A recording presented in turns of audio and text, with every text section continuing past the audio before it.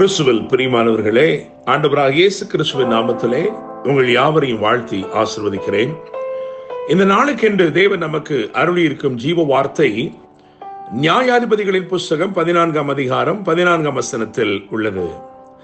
அப்பொழுது அவன் பட்சிக்கிறவனிடத்திலிருந்து பட்சணமும் பலவானிடத்திலிருந்து மதுரமும் வந்தது என்றான். என்னை கேட்கும் தேவனுடைய பிள்ளைகளே, ஒரு விடுகதை இங்கே சொல்லப்பட்டிருக்கிறது. அந்த விடுகதை அவர்களால் 3 நாள் மட்டும் விடுவிக்க கூடாதே போயிற்று என்று எழுதியிருக்கிறது. இந்த நாளிலும் ஒரு விடுகதையில் இருந்து ஒரு வெற்றி வார்த்தையை தேவன் நமக்கென்று வாக்குத்தத்தமாய் அருளி இருக்கிறார்.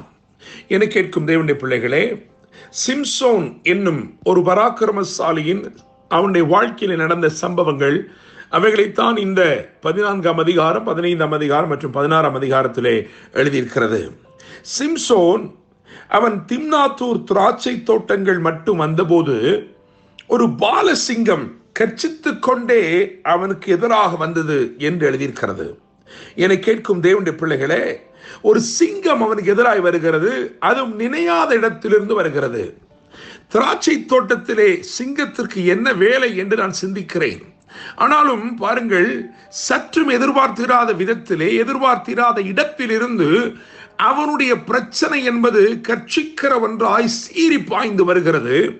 அப்பொழுது வேதம் ஒரு காரியத்தை குறிப்பிடுகிறது. தேவனுடைய பிள்ளைகளே, 6வது வசனத்தை பார்க்கும் பொழுது, நியாயாதிபதிகள் புஸ்தகம் 14ஆம் அதிகாரம் அதன் 6வது வசனத்தை பார்க்கும் பொழுது, அப்பொழுது அவனுடைய கரத்திலே ஒன்றும் இல்லாமல், அதாவது கர்த்தருடைய ஆவி அவன் மேல் பலமாய் இறங்கினதினால் அவன் தன் கையில் ஒன்றும் இல்லாதிருந்தும் அதை ஒரு ஆட்டுக்குட்டியை கிழித்து போடுகிறது போல் கிழித்து போட்டான் என்று எழுதியிருக்கிறது. என கேட்கிற தேவனுடைய பிள்ளைகளே, இங்கே நான் ஒரு காரியத்தை குறிப்பிட விரும்புகிறேன். அவன் கையில் ஒன்றும் இல்லாதிருந்தும். என கேட்கும் தேவனுடைய பிள்ளைகளே, இன்றைக்கு ஒருவேளை நீங்களும் உங்கள் கையிலே ஒன்றும் இல்லை என்று சொல்லிக் கொண்டிருக்கிறீர்களோ, ஆனால் உங்கள் கரத்திலே ஒன்றும் இல்லை என்று சொல்லுகிற இந்நாளில் தானே நீங்கள் மகிமையான காரியத்தையும் பலத்த அதிசயத்தையும் நீங்கள் காணப்போகிறீர்கள். உங்களை கொண்டு தேவன் மகிமையான காரியங்களை செய்ய போகிறார். எனவே இந்த நாளை நான் ஒரு சாதனை நாளாக அழைக்கும்படி விரும்புகிறேன். இந்த நாள் நீங்கள் பெரிய காரியங்களை செய்து முடிக்கும் ஒரு நாளாக இருக்கிறது. It's a day of great accomplishments. என்னை கேட்கும் தேவனுடைய பிள்ளைகளே, இது உங்களுடைய சுய பலத்தினால் அல்ல, தேவ ஆவியினாலே, தேவ ஆவியானவர் உங்கள் வாழ்க்கையில செய்யும் அற்புதங்களினாலே அமைகிற பெரிய சாதனையாய் இருக்கிறது. தேவனுடைய பிள்ளைகளே, அவன் கையில் ஒன்றுமில்லை என்று எழுதியிருக்கிறது. அவன் கையிலே ஒன்றுமில்லாத சூழ்நிலையிலே தேவன் அவனை பலப்படுத்தினது நிமித்தமாய் அவன் ஒரு பெரிய ஜெயத்தை அங்கே அவன் எடுத்துக் கொள்கிறான். தேவனுடைய பிள்ளைகளே, இன்னுமாக நீங்கள் 8வது வசனத்துக்கு வரும் பொழுது அங்கே வேதம் சொல்லுகிறது, சில நாளைக்கு பின்பு அவன் திரும்பி வருகிறானாம். அவன் திரும்பி வருகிற பொழுது அந்த சிங்கத்தின் உடலை பார்க்கிறதற்கு வழி விலகி போனான். இதோ சிங்கத்தின் உடலுக்குள்ளே தேனீ கூட்டமும் தேனும் இருந்தது. என கேட்கும் தேவனுடைய பிள்ளைகளே, அவன் ஜெயம் பெற்று அவன் திரும்பி வருகிறான். அவன் திரும்பி வருகிற பொழுது பாருங்கள், அவன் அங்கே அந்த சிங்கம் அங்கே அதன் உடல் அங்கே கிடக்கிறது. தான் மேற்கொண்ட, தான் ஜெயம் எடுத்த தேவன் அவனுக்கு வெற்றி கொடுத்த, அவன் கையிலே ஒன்றுமே இல்லாமல் இருந்த பொழுது அவன் ஜெயித்தானே, அந்த ஜெயம் அப்படியே அந்த ஜெயத்தின் அந்த ஒரு நினைவு போல அது அங்கே கிடக்கிறது. அந்த சிங்கம் அங்கே கிடக்கிறது, சிங்கத்தின் உடல் அங்கே கிடக்கிறது. வேதம் சொல்லுகிறது, அதற்குள்ளே தேனும் தேனீ கூட்டமும் இருந்ததாம். என்னை கேட்கும் தேவனுடைய பிள்ளைகளே, நினைத்து பார்க்க முடியாத விதமாய் அமைந்த ஒரு அதிசயத்தை பாருங்கள்.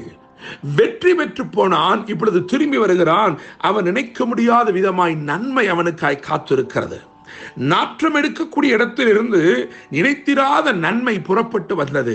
என்னை கேட்கும் தேவனுடைய பிள்ளைகளே, இதைத்தான் ஆண்டவர் உங்கள் வாழ்க்கையிலே வாக்கு பண்ணுகிறார். நீங்கள் நினைத்து பார்க்க முடியாத விதமாய் பிரச்சனைகள் வந்தது. அந்த பிரச்சனைகளிலே தேவன் ஜெயத்தை கொடுத்தார்.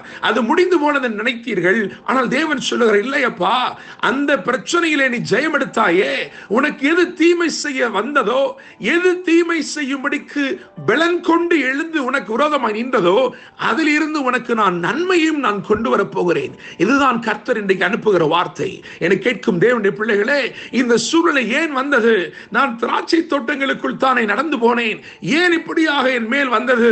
இது எனக்கு விரோதமாய் சீரிப்பாய் இந்த முகாந்திரம் என்ன என்று கேட்டாயே, தேவன் உனக்கு வெற்றியை மாத்திரமல்ல, அந்த தீமை உனக்கு விரோதமாய் எழும்பி நின்ற தீமை, கர்ச்சித்து உனக்கு விரோதமாய் பாய்ந்ததே, அந்த தீமையில் இருந்தே தேவன் ஒரு நன்மையும் உனக்கு கொண்டு வந்து தரப்போகிறார். தேவனுடைய பிள்ளைகளே, நீங்கள் வேதத்திலே பல சம்பவங்களை நான் வாசிக்க முடியும்.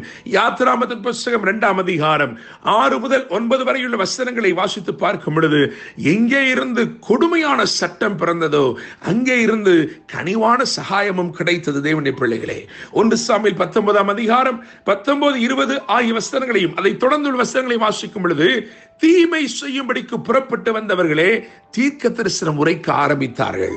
இதெல்லாம் தேவனுடைய செயலாய் இருக்கிறது. தேவனுடைய பிள்ளைகளே, அப்போஸ்தலர் 16ஆம் அதிகாரம் 33ஆம் வசனத்தை பார்க்கும் பொழுது, அங்கே தேவனுடைய வல்லமை வெளிப்பட்டபடியினால் எவன் காயப்படுத்தினானோ அவனே இப்பொழுது அப்போஸ்தலருக்கு காயங்கட்டுகிறவனாய் இருக்கிறான். தேவனுடைய பிள்ளைகளே, உங்கள் சூழ்நிலைகளை மாற்ற தேவன் உண்மையுள்ளவராய் இருக்கிறார்.